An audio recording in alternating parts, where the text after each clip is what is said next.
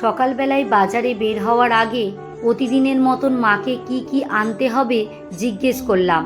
মা বলল, তোর বড় পিসি কতদিন পর এসেছে। ঠাকুরজি আমার হাতে পাবদা মাছের পাতলা ঝোল খেতে বড্ড ভালোবাসে।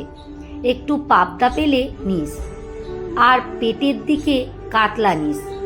তিনজনের মতো তো অল্প করে নিবি। আমি অবাক হয়ে বললাম, মা, সুজাতার তো এখন অসুখ চলছে। ওহো, পিসি খাচ্ছে, মাটিতে বিছানা করে শুচ্ছে, আর একই বাড়িতে থেকে আমরা মাছ খাবো? কালকের মতো পনির আনলে হতো না? আমিও তো এবছর ওর মাকে মা বলেই ডেকেছি। মা মুখ বিকৃতি করে বলল, ওর মা মারা গেছে, ওকে তো এখন অসুচ পালন করতেই হবে। মেয়েদের বিয়ে হয়ে গেলে মা বাবার জন্য 3 দিন পালন করতে হয়। সেটা করে ব্রাহ্মণ ভোজন করে দিলেই ঝামেলা মিটে যেত। তা নয়, তিনি জেদ ধরেছেন 15 দিন পালন করবেন। তো তার জন্য তুই কি আবার 15 দিন ধরে হবিষ্যি খাবি নাকি মাথা ন্যাড়া করবি? শোন, মা মাই হয়, শাশুড়ি কখনো মা হয় না। আমি ভাবলাম, গোতান্তর হয়ে স্বামীর বাড়িতে আসতে হয় বলে মেয়েদের স্বামীর বাবা মাকে বাবা মা করে নিতে হয়।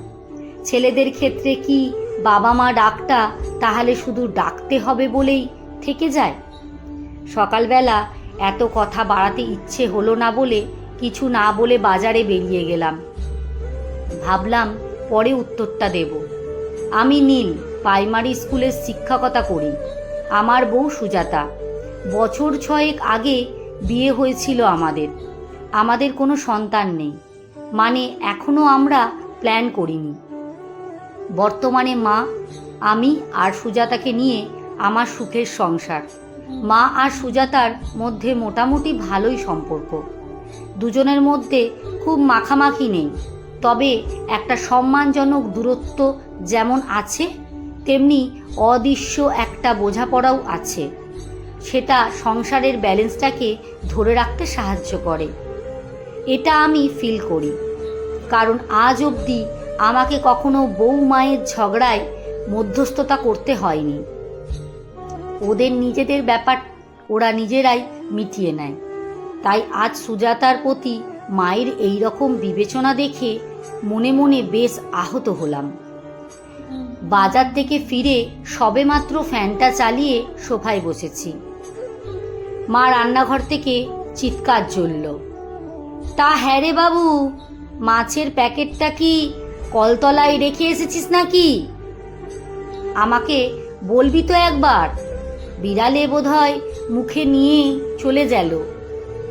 আমি শান্ত স্বরে বললাম, মা, আমি আনিনি। মা, পনির এনেছি। মুগ ডাল, পোস্তর বড়া আর পনির করো তোমাদের মতন। আমি সুজাতার সঙ্গে হবিষ্যি খাবো। রাতে ফল, ছানা, মিষ্টি। কথাটা শেষ না হতেই মা রেগে ফেটে পড়ল। দেখ বাবু, সব কিছুর একটা সীমা আছে, সব কিছুর একটা নিয়মও আছে। শাশুড়ি শ্বশুর মারা গেলে জামাই কখনো হবিষ্যি খায় না, অসুচ পালন করে না। এটা একমাত্র মা বাবা মারা গেলেই হয়। আমি হেসে বললাম, তাহলে আমার বাবা মারা যাওয়ার সময় সুজাতা কেন আমার সঙ্গে 15 দিন হবিষ্যি খেয়েছে, মাটিতে বিছানা করে শুয়েছে? জানুয়ারির ওই ঠান্ডায় আমার বাড়িতে লোকে ওকে 2 বার করে গঙ্গা স্নান করতে বাধ্য করিয়েছে। ও কিন্তু মন থেকে সব পালন করেছিল, একদিনও কোনো অসুবিধের কথা বলেনি। তখন যদি এই নিয়ে ঝামেলা করত, তোমার মনের অবস্থা কি হতো একবার ভাবো তো। ততক্ষণে পিসিমা বললেন, সে তো গত্যান্তর হয়ে এসেছে। বাড়িতে শ্বশুর শাশুড়ি মারা গেলে তাকে 15 দিন পালতেই হবে। এই সমাজের এটাই নিয়ম।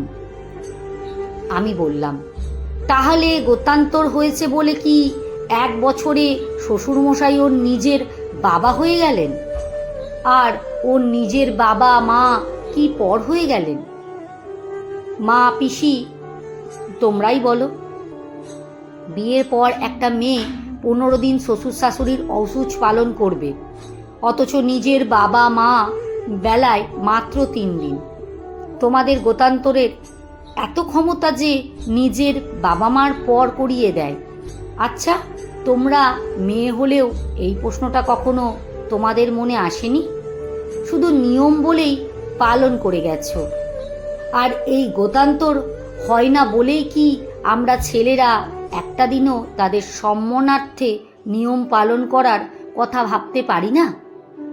সেখানে গুরু বাবা গুরুমা মারা গেলে 3 দিন পালন করতে হয়।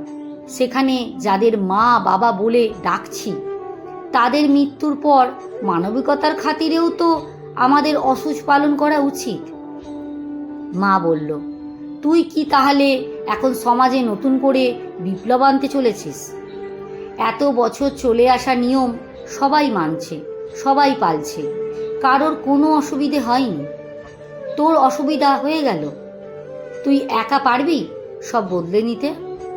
পিসিমা মুচকি হেসে ব্যঙ্গ করে বললেন, তোমার ছেলে মনে হয় ওই কি যেন বলে ভাইরাল হতে চাইছে বৌদি। শাশুড়ির অসুচ পালন করছে জামাই, ভাইরাল হয়ে যাবে খবরটা। আমার মাথায় আগুন জ্বলে উঠল। তবুও যথাসম্ভব মাথা ঠান্ডা রেখে বললাম, মা, কেউ প্রশ্ন না করলে কাউকে তো করতে হবে। তুমি, আমি, আমরা সবাই চেষ্টা করলে একজন একজন করে সবাই ভাবতে শিখবে। এভাবেই তো পরিবর্তন আসে। নিয়ম আর সমাজের দোহাই দিয়ে চোখ বন্ধ করে কতদিন অন্যায় করব? লেখা সরজিৎ ঘোষ, পাঠে অঞ্জু বিশ্বাস। ভিডিওটি ভালো লাগলে একটু লাইক, কমেন্ট, শেয়ার করতে ভুলবেন না।